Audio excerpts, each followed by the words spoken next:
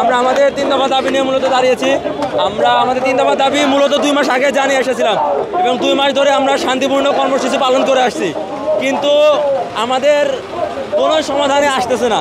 তো সর্বশেষ আমাদের 3 দফা, তার মধ্যে প্রথম দফা হলো সিডিসি প্রধান, দ্বিতীয় দফা হলো আপনার সরকারি মন্ত্রণালয়গুলোতে মেশিন সংশ্লিষ্ট উপসহকারী পদে আমাদের আপনার জবের সুযোগ করে দেওয়া এবং আমাদের প্রশিক্ষণের মান উন্নয়ন।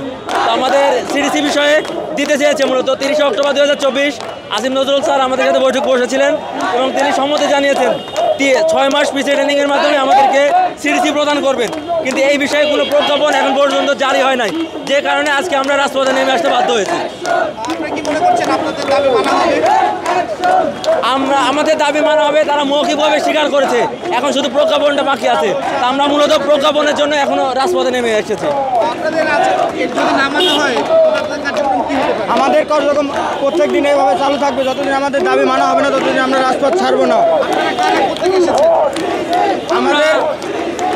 আমরা মূলত হচ্ছে আপনার ইনস্টিটিউট অফ মেরিন টেকনোলজি যে 6টা বাংলাদেশে আছে, এই ডিপ্লোমা ইন মেরিন এবং শিপবিল্ডিংয়ের উপরে আমরা মূলত সেখান থেকে এসেছি।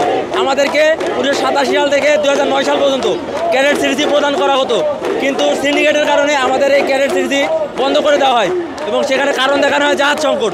কিন্তু আমাদের সিরিজি প্রদান বন্ধ করার পরেও বেসরকারি বিভিন্ন মেরিন একাডেমি প্রতিষ্ঠানের মাধ্যমে ক্যাডেট সিরিজি প্রদান করা হয়।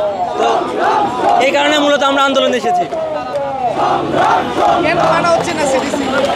এখানে একটা সিন্ডিকেট কাজ করতেছে, তারা কখনো চাচ্ছে না যে ডিপ্লোমা ইন মেরিন ইঞ্জিনিয়ারিং যারা আছে তারা অতীতের মতো সিডিসি পাক, এবং এখানে একটি বেসরকারি মেরিন একাডেমি প্রতিষ্ঠানের মাধ্যমে এটি কুচক্রী মহল তাদের মূলত অবৈধভাবে অর্থ উপার্জন করতেছে এবং তাদের এই সিন্ডিকেটটা ভেঙে যাবে বিধায় তারা আমাদেরকে সিডিসি প্রদান করতেছে।